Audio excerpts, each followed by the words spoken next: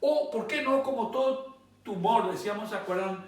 Habrán dado ya en semiología, ¿no? Causas de fiebre, que la mayoría, en primer lugar, son causas infecciosas, un 40%. Un 30% más o menos son las neoplasias, sólidas o líquidas, y entre esas neoplasias sólidas está el riñón. ¿Verdad? La verdad es que se puede manifestar a veces, ese es tu cáncer del riñón, por un síndrome febril. Y a veces una fiebre de más de 3 semanas, o sea, entra en lo que se va a llamar un síndrome febril prolongado o fiebre de origen desconocido, ¿verdad? En la cual hay que buscar tumores en cualquier otra parte de la economía, no solamente en el riñón, pero el riñón es uno de los que puede manifestarse como cualquier otro cáncer con fiebre en algún momento dado de su evolución, de su etapa evolutiva, puede manifestarse por un síndrome febril. O por fracturas patológicas, por la metástasis que dan, no solamente en las vértebras, ¿verdad? Que se pueden romper también, por supuesto, pero puede dar una metástasis acá en el húmero o en el fémur, y al levantarse el individuo, al querer apoyarse así, se fractura uno de los huesos largos. Y son las llamadas fracturas patológicas. O bien se puede manifestar por una hipertensión arterial. Ya se acuerdan que repetimos la frase, todo nefrópata tarde o temprano termina siendo hipertenso. Y viceversa, todo hipertenso termina siendo un nefrópata. Y por último, debido a que tiene una metástasis a nivel pulmonar, puede manifestarse por hemóptisis. Y vos crees que tu enfermo que te viene a la consulta es un enfermo pulmonar. Sí, es pulmonar porque tiene hemóptisis, pero ¿de dónde vino esa hemóptisis? Hemóptisis puede ser por tuberculosis, hemóptisis puede ser por un síndrome purpúrico, hemóptisis puede ser porque está tomando anticoagulante en forma desmedida y ya en sobredosis, por eso está sangrando por ahí, ¿ya? O hemóptisis puede ser por un síndrome purpúrico, por plaquetopenia, ¿ven? O por una vasculitis. Entonces, vasculitis a nivel de los vasos del pulmón, ¿verdad? Entonces, hay múltiples causas de hemóptisis, por eso hay que estudiarla, ¿verdad?, a fondo, esta hemóptisis, pidiendo inclusive a veces hasta un TAP del esputo. Y ahí se puede encontrar células neoplásicas, ¿verdad? Van a que ver ustedes cómo existen múltiples formas de manifestarse este tumor renal, ¿verdad? Lastimosamente muchas veces no es precoz esta manifestación, sino que tardíamente, ya cuando está todo diseminado, ya es fácil hacer el diagnóstico. Lo importante es hacer cuando está iniciándose para poder ofrecer una terapéutica adecuada y eficaz a ese enfermo. Bueno, ¿cómo vamos a hacer el diagnóstico entonces? Y en primer lugar, la clínica soberana, la historia clínica. Anamnesis, examen físico, ya saben todo eso, bien minucioso y bien detallado. Y recurrir a los medios auxiliares laboratoriales en primer lugar. Hay un hemograma donde vamos a ver ya que tiene anemia, que tiene nitrosedimentación acelerada, que tiene a veces otras manifestaciones como plaquetopenia, un síndrome purpúrico, lo que sea. Por supuesto que vamos a encontrar que también el parámetro urológico va a estar alterado. Vamos a encontrar, por ejemplo, urea, creatinina alterado, etc. Y ya vamos a ir directamente luego a las imágenes. Desde una simple radiografía simple de abdomen parado, ¿verdad?, con una buena preparación para evitar que los gases del intestino interfieran con la buena visualización de la zona renal. Entonces nosotros ya tomamos esa precaución dándole un laxante la noche antes, enema o simeticona para eliminar gases, etc. Entonces nosotros al hacerle la imagen de una radiografía simple del abdomen de pie, se puede ver ya una masa de este tumor allá arriba. Parece que está todo deformado. Esto no es normal. En cambio, en otro lado no hay nada, por ejemplo. Entonces, una buena imagen simple, pero también puedes recurrir a una ecografía que te va a dar también una deformidad, una masa a nivel renal, o una tomografía computarizada con arteriografía, que también va a ser muy importante porque nos va a dar esa imagen de algo que ocupa lugar, que es una masa, ¿verdad? Inclusive un PAP de orina, ahí podemos encontrar en el sedimento urinario las células neoplásicas. Y por último, como siempre, es el patólogo el que nos va a dar el diagnóstico de certeza, de que es un adenocarcinoma, vale decir un tumor maligno del riñón y que es a tal o cual célula, ¿verdad? Entonces, también vamos a tener que terminar haciéndole una maniobra cruenta, invasiva, riesgosa, cuál es la biopsia del riñón, y enviarle al patólogo. Y él es el que nos va a dar directamente el diagnóstico final. Bueno, el diagnóstico diferencial ya le digo con otras hematurias, como le dije, que pueden ser hematuria por plaquetopenia, síndrome purpúrico, por anticoagulante que está tomando, o por una alteración de la coagulación, en fin, coagulopatía, vasculitis, etc. Todas esas patologías pueden entrar como diagnóstico diferencial, pero haciendo una buena clínica, con una buena imagen y biopsia final, es que vamos a llegar al diagnóstico para poder ofrecerle una terapéutica correcta, ya sea quirúrgica o con quimioterapia, rayos, etc. Eso ya vamos a ver el especialista ya. Ahora vamos a ver un poco nosotros las anomalías congénitas del aparato urinario. Y decimos anomalías congénitas porque son por defectos del desarrollo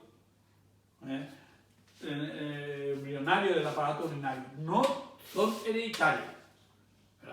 Es un defecto en el desarrollo embrionario de ese aparato urinario lo que causan esta anomalía. No es por alteración en el cromosoma, etcétera, como son otras enfermedades hereditarias. Y entre estas anomalías congénitas vamos a tener que ver en primer lugar en cuanto al número. O sea que vamos a ver que no hay riñón. A, es decir, es un prefijo privativo que no hay, no se generó. Agenesia. O sea, no se formaron los riñones. Ninguno de los dos. Pero esta anomalía genética va generalmente junto a otras, ¿verdad?, anomalías genéticas de otros órganos, ¿verdad?, que tampoco se desarrollaron o se desarrollaron mal. Por ende, ¿qué va a pasar con ese feto, con ese que se está engendrando ahí? No va a poder vivir, es incompatible con la vida. Por eso ponemos acá que el feto ovita, muere, óbito fetal, ¿verdad? Mortinato, ¿verdad? Entonces no puede porque no se desarrollan ni los riñones ni otros órganos. Coinciden en eso, ¿no?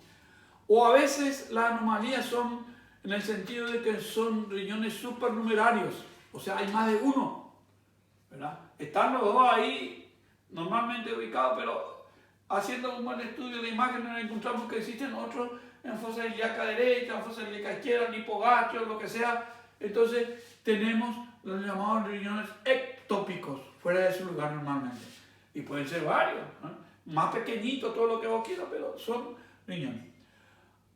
O tenemos que en cuanto al número no hayan los dos, sino que sea uno solo, unilateral, ¿verdad?, que tenga un solo y de un solo lado, ¿verdad?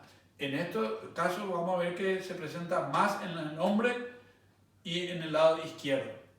Y en ellos hay que reconocer esta situación antes de sacar al enfermo o al individuo ese, como él quisiera colaborar con un pariente, voy a donarle mi riñón, y nosotros agarramos y le hacemos nomás la exéresis de ese riñón para trasplantarle a su pariente, y había sido que era el único riñón que tenía.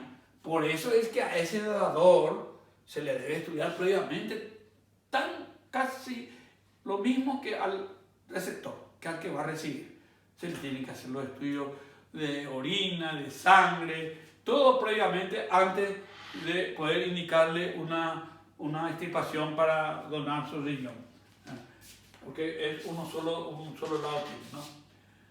Otra anomalía congénita sería en cuanto al tamaño, ¿verdad? En cuanto al tamaño, tenemos una hipoplasia, pequeño, ¿verdad?, pequeño desarrollo, plasia formación. O sea, un riñón pequeño, ¿verdad?, que generalmente suele ser unilateral, de un solo lado, en cuyo caso el otro lado, que supuestamente está sano, ¿verdad?, ese no tiene problema y más bien hasta trata de compensar al hipoplásico que está enfermo y por ende se hipertrofia. o ese lado, el otro lado que no está pequeñito, ¿sí? Más bien se agranda para tratar de compensar al otro que está pequeño. O tenemos también como anomalía congénita en cuanto a la forma, ¿verdad? Así puede ser un riñón fusiforme, ¿verdad? Que se unen por el polo inferior en herradura, en la línea media. Eso se va en la radiografía contrastada. Vamos a encontrar nosotros que están unidos por el polo inferior como una herradura. Esa es otra forma alterada. O bien puede ser con una S itálica, como S itálica, se dice, una deformación en S itálica. S como si fuese el mapa así italiano, así como una S mayúscula, ¿verdad? Entonces esos tumores así, por su tamaño y por su morfología normal, pueden dar compresión y dar dolor abdominal, náuseas, vómitos, dispepsia, etc. O sea que se van a manifestar como si fuese un trastorno del aparato digestivo. Son esas entonces en cuanto a la forma, tamaño, etc. Otra anomalía congénita puede ser en relación a la posición que ocupa. ¿Se acuerdan que decíamos que son órganos retrovertebrales y que están a nivel de la última vértebra dorsal y la primera lumbar, el lado derecho, y la última dorsal, el lado izquierdo, el ilio de ellos, ¿verdad? Y que esa es vamos a decir, la situación normal, pero a veces no se encuentran ahí solamente, sino, o están muy descendidos. Por ejemplo, el derecho, que de por sí luego está más abajo ya que el izquierdo, y además que le empuja el hígado, puede ir a localizarse acá abajo, en flanco, o hipocondrio o fosa ilíaca derecha. Entonces, es un riñón en ese caso que no está en su posición normal. Y esto se da más en el hombre joven, sobre todo, ¿verdad? Junto a otras malformaciones congénitas, coincide con otras malformaciones, esto del riñón ubicado en otra zona que no sea la logia lumbar. ¿Y con qué otras malformaciones suele coincidir? Con unas malformaciones del uréter, por ejemplo, ¿verdad? O con una malformación de los vasos renales, la arteria o la vena. Entonces, un conjunto de malformaciones, no es solamente la del riñón en cuanto a su posición, sino que hay coincidencia de todo esto, que, como le digo, son desarrollos son trastornos en el desarrollo embrionario de este aparato embrionario. Otra anomalía que podemos ver, ya esto se lo hace a través de las imágenes, una pelvis doble. Normalmente puede tener una sola pelvis, ¿verdad? Y en estos casos, cuando hay esta anomalía, por la imagen vamos a ver que son dos pelvis renales, doble pelvis. Por supuesto, cada uno con un uréter, doble uréter, etc., ¿verdad? Bueno, acá está, uréter doble, ¿verdad? Sigue a esta pelvis doble, ¿verdad? Por supuesto que todo eso va a implicar mayor retención de orina y una éstasis, y esa éstasis va a favorecer la infección. Es como un caldo de cultivo, ¿verdad? Y ahí ya va a aparecer otro síndrome. Se va a agregar ya el síndrome febril, porque ya va a haber pionefrosis, ya no va a haber solamente hidronefrosis que se va a dilatar, sino que ya esa orina estancada ya va a dar pionefrosis en estos casos, ¿no? Entonces, uréter doble. O con pelvis renal bífida, la pelvis renal que tenga dos así ramificaciones, sea una sola pero que con doble así en Y, y que se continúan con los uréteres dobles, por ejemplo. O puede haber divertículos del uréter. Todo esto, por supuesto, con imagen contrastada yo voy a obtener.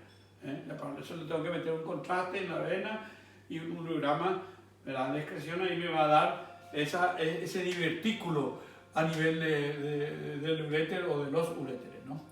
O a veces puede haber el mega uréter, ¿verdad? Un uréter muy dilatado, más de lo normal, por ejemplo, puede verse eso como una malformación congénita. Un megauréter en cambio adquirido, por ejemplo, nos da la enfermedad de Chagas.